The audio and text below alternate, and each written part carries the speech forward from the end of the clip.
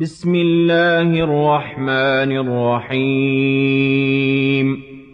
السلام علیکم اسٹوڈنٹ، کیسے ہیں آپ سب؟ امید کرتی ہوں خیریت سے ہوں گے۔ آج ہم اپنے نئے لیکچر کے ساتھ آپ کی خدمت میں ایک بار پھر سے حاضر ہیں اور ہم پڑھنے لگے ہیں اپنا نیا لیکچر جس کا نام ہے اسوہ رسول اور ہماری عملی زندگی۔ نبی کریم خاتم النبیین صلی اللہ علیہ وآلہ وسلم کی معاشرتی تعلیمات، جس میں ہے حجاب، عفت، پاک دامنی، ملاقات اور اجازت طلب کرنا ہے۔ اس کے بارے میں ہم سارا آج پڑھیں گے ڈیٹیل کے ساتھ اور اس کو سمجھیں گے کہ اس میں کیا ہم نے نئی چیز نکالنی ہے اور کس چیز کو ہائی لائٹ کرنا ہے، جس سے ہمارے لیے ہنٹ ملے کہ یہ جو ہے سوال بہت اچھا ہے یا ضروری ہے یا یہ بہت امپورٹنٹ چیز ہے جس کو ہم نے ہائی لائٹ کرنا ہے۔ تو سب سے پہلے ہم اپنا ہائی لائٹر نکال لیں گے یا اسٹیکی نوٹس پہ اسے نوٹ ڈاؤن کر لیں گے۔ اس سبق میں کیا ہے، اس سبق میں معاشرتی احکام کے نزول ہیں، یہاں سے لے کر یہاں تک آپ نے سارا پڑھ لینا ہے۔ اس سے یہ ہوگا کہ آپ کو اس کو سمجھنے میں زیادہ آسانی ہوگی۔ تو شروع کرتے ہیں، بسم اللہ الرحمن الرحیم۔ سب سے پہلے حجاب۔ حجاب کا کیا معنی ہے؟ حجاب کا معنی ہے پردہ، ٹھیک ہے۔ حجاب کے بارے میں سب سے پہلے ہم پڑھیں گے آج۔ اس کے بارے میں ہے مدنی معاشرے کی تشکیل میں عقائد اور عبادات کے ساتھ ساتھ معاملات پر بھی زور دیا گیا ہے۔ اللہ تعالیٰ نے انسان کی انفرادی اور اجتماعی زندگی کی اصلاح کے لیے احکام نازل فرمائے ہیں، جن میں بطور خاص حجاب، عفت و پاک دامنی، ملاقات، گھر میں داخل ہونے اور باہر نکلنے کے آداب اور مجالس سے متعلقہ احکام شامل ہیں۔ اس سلسلے میں اسلام کی تعلیمات کا خلاصہ یہ ہے کہ مرد اور عورتیں اپنی نگاہیں نیچی رکھیں، ٹھیک ہے۔ سب سے پہلے یہاں پہ ہم ہائی لائٹ کر لیتے ہیں کہ اس میں کیا کیا چیزیں ہیں۔ یہ سب سے پہلے یہ والی لائن کو ہائی لائٹ کریں گے۔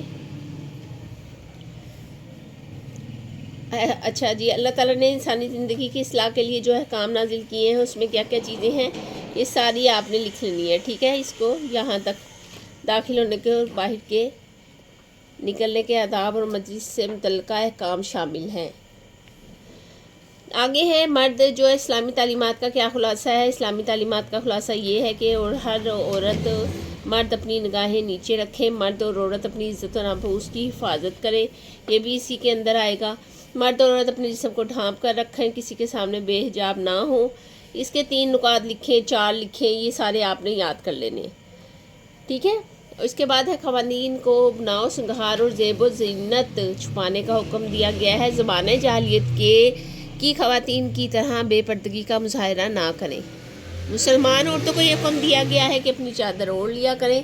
اس کے بعد ہے محرم اور غیر محرم، ٹھیک ہے، محرم اور غیر محرم۔ شریعت اسلام میں محرم اور غیر محرم رشتوں کا تصور دیا ہے۔ کس میں تصور دیا گیا ہے محرم اور غیر محرم رشتوں کا؟ شریعت اسلام میں۔ آگے ہے محرم اور سے مراد عورت کے خاندان کے وہ لوگ ہیں جن سے عورت نکاح نہیں کر سکتی۔ باپ، چچا، ماموں، سسر، بیٹا، پوتا، نواسا، شوہر کا بیٹا، داماد، بھائی حقیقی اور رضاعی، بھتیجا، بھانجا۔ غیر محرم رشتہ دار وہ ہیں جن سے نکاح ہو سکتا ہے، ان سے پردہ بھی فرض ہے۔ مذکورہ والا رشتہ داروں کے علاوہ دیگر تمام رشتہ دار غیر محرم ہیں۔ یہ جو رشتہ دار لکھے ہوئے ہیں اس کے بارے میں بھی سوال آ جاتا ہے اور یہ پیچھے بھی ہوگا، ابھی ہم دیکھتے ہیں تو پھر ہمیں پتہ لگے گا۔ عفت و پاک دامنی کو ہم اس کو مزید جو ہے وضاحت سے پڑھتے ہیں۔ پہلے ہم حجاب اور محرم اور غیر محرم کے بارے میں پڑھ چکے ہیں، اب عفت اور پاک دامنی کے بارے میں پڑھتے ہیں۔ عفت اور پاک دامنی اسلامی اخلاق میں ممتاز حیثیت رکھتے ہیں۔ اللہ تعالیٰ نے مسلمانوں کو عفت اور پاک دامنی کی تعلیم دی ہے اور اس اخلاق کی قدر کو ایمان کا حصہ قرار دیا ہے۔ ارشاد نبوی ہے، حیا ایمان کا جزو ہے۔ ایک حدیث لکھیں عفت اور پاک دامنی کے بارے میں، تو آپ یہ لکھیں گے، شرم و حیا عورت کا زیور اور مرد کی زینت ہے۔ حیا ایک ایسی خوبی ہے جس کی وجہ سے انسان گناہوں سے بچ جاتا ہے۔ عفت و حیا کے فروغ کے لیے اللہ تعالیٰ نے حجاب اور پردے کے احکام نازل فرمائے ہیں۔ ارشاد باری تعالیٰ ہے، اے نبی اپنی بیویوں اور صاحبزادیوں اور مسلمانوں کی عورتوں سے فرما دو کہ اپنی چادروں کا ایک حصہ اپنے منہ پر ڈالے رہیں، یہ اس سے نزدیک تر ہے کہ ان کی پہچان ہو تو ستائی نہ جائیں، اور اللہ بخشنے والا مہربان ہے۔ نبی کریم خاتم النبیین صلی اللہ علیہ وآلہ وسلم کی تمام ازواج مطہرات رضی اللہ تعالیٰ عنہ نے پردہ اور حجاب پر عمل کر کے مسلمان خواتین کے لیے اسوہ حسنہ پیش فرمایا۔ ازواج مطہرات کی زندگی تمام خواتین کے لیے مشعل راہ ہے۔ امہات المومنین رضی اللہ تعالیٰ عنہ جب گھر سے باہر نکلتی تو حجاب اوڑھ کر نکلتی۔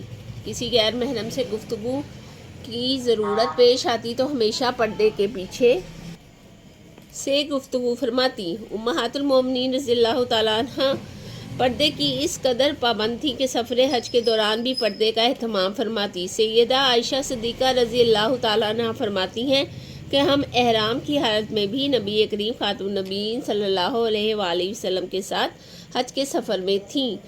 پردے کی حالت میں، حج کے سفر میں کس حالت میں تھیں؟ پردے کی حالت میں تھیں۔ جب قافلے کے لوگ ہمارے سامنے آتے تو ہم اپنی چادر سر سے نیچے چہرے پر لٹکا لیتی تھی۔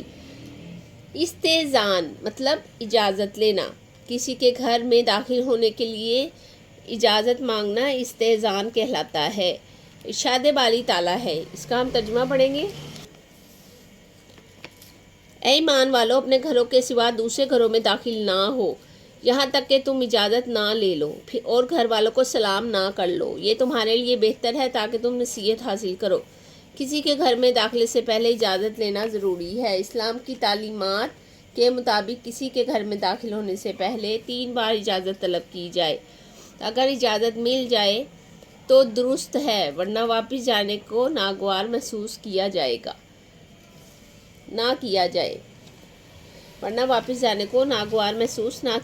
نبی کریم خاتم النبیین صلی اللہ علیہ وآلہ وسلم نے فرمایا کہ جب تم میں سے کوئی سے 3 مرتبہ اجازت چاہے تو اجازت نہ ملے تو واپس جانا چاہیے۔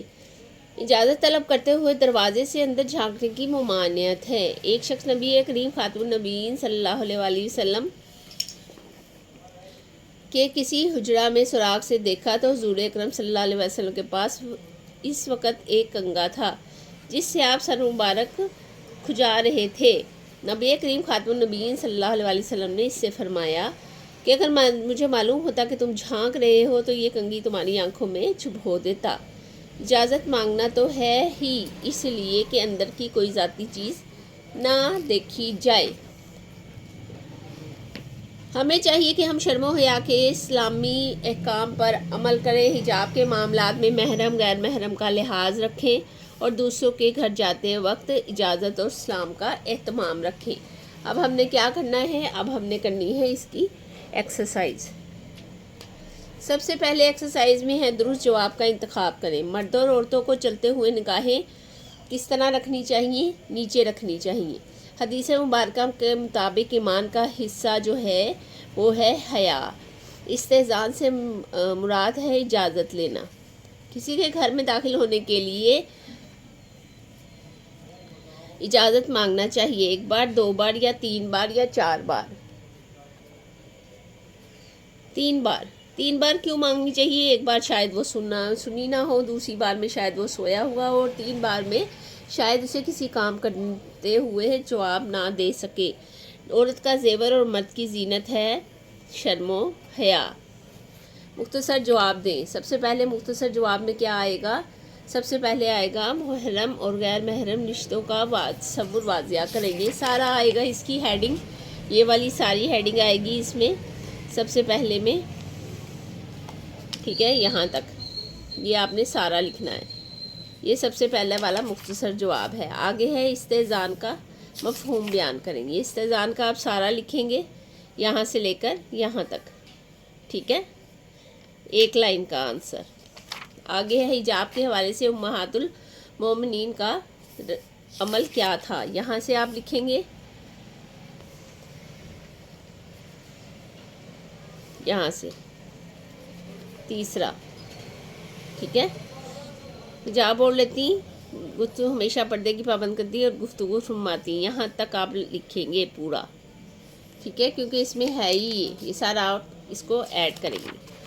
آگے ہے حجاب کے بارے میں ایک آیت مبارکہ لکھیں، یہی لکھیں گے آپ حجاب کے بارے میں آیت مبارکہ یہاں سے یہاں تک، ٹھیک ہے۔ آپ بہتر ہے کہ ترجمہ لکھ دیجئے گا، ترجمے سے یہ ہوگا کہ آپ کی غلطی کے چانس نہیں ہوتے، اور جو حفاظ ہیں، جو حافظہ ہیں، وہ اس کے ساتھ آیت بھی ایڈ کریں گے. ٹھیک ہے. آگے ہمارے پاس جو سوال ہے وہ ہے اہل بیت الاطہار رضی اللہ تعالیٰ عنہم کی زندگی سے عفت و پاک دامنی کی مثال لکھیں. عفت اور پاک دامنی کی مثال لکھنی ہے یہاں. اس کا جو آنسر ہے وہ اس سبجیکٹ میں موجود نہیں، یعنی اس سبق میں موجود نہیں ہے، تو میں اس کا ڈسکرپشن میں آنسر ڈال دوں گی، آپ نے اس کا وہاں سے نوٹ کر لینا ہے. ٹھیک ہے. اس کے علاوہ اگر اس میں کچھ بھی آپ کو سمجھ میں نہیں آئی تو وہ بھی آپ کمنٹ کر سکتے ہیں، تاکہ وہ میں اس کو آپ کے جو ہے ڈسکرپشن میں ڈال دوں نیکسٹ کے لیے، تو آپ کے لیے آسانی ہو جائے. تفصیلی جو آپ نے استذان سے کیا مراد ہے وضاحت کریں. استذان کا آپ پورا اس میں ایڈ کریں گے، یہاں سے آپ اس میں ایڈ کریں گے لونگ کا. ٹھیک ہے. اور یہاں تک آپ لاسٹ تک لے کے آئیں گے، یہاں تک. ٹھیک ہے. اور یہ بھی ایڈ کریں گے تو بہت اچھی بات ہے. یہ سارا آپ نے اس میں ایڈ کرنا ہے. یہ لانگ کویسچن ہے اور یہ بہت امپورٹنٹ ہے، اور آپ نے کیونکہ یہ جو استذان کا لفظ ہے نا یہ تھوڑا سا ہٹ کے ہے، عربی کا لفظ ہے. ٹھیک ہے. تو آپ نے اسے ضرور کرنا ہے. ٹھیک ہے. امید کرتی ہوں کہ آج کا جو بھی لیسن ہم نے پڑھا ہے، جو بھی سبق ہم نے پڑھا ہے، وہ سارا آپ کو صحیح سے سمجھ میں آیا ہوگا. اور اگر سمجھ میں نہیں آیا، کسی چیز کی جو ہے مسئلہ پیش آ رہا ہے، تو آپ اس کو مجھے ضرور بتائیں، تاکہ میں آپ کو اس کے متعلق نوٹس دے دوں یا اس کے بدلے میں وضاحت کر دوں. تو اس کے علاوہ میں ڈسکرپشن میں بھی اس کے بارے میں کوئی نہ کوئی ایسی بات ڈال دوں گی جس سے آپ کو اسے پڑھنے میں آسانی ہو. اپنے ان دوستوں کے ساتھ شیئر کریں جن لوگوں کے پاس اس کے جوابات نہیں ہیں سوالات کے، اور جن کے پاس MCQs ڈھونڈنے میں پرابلم ہو رہی ہے. اپنا بہت سارا خیال رکھیں. میرے چینل کو لائک اور سبسکرائب کریں تاکہ ہر نئی آنے والی ویڈیو سے آپ باخبر رہ سکیں. نیکسٹ ویڈیو میں نیکسٹ لیکچر کے ساتھ آپ کے ساتھ پھر سے ملاقات ہوگی. تب تک کے لیے اللہ حافظ.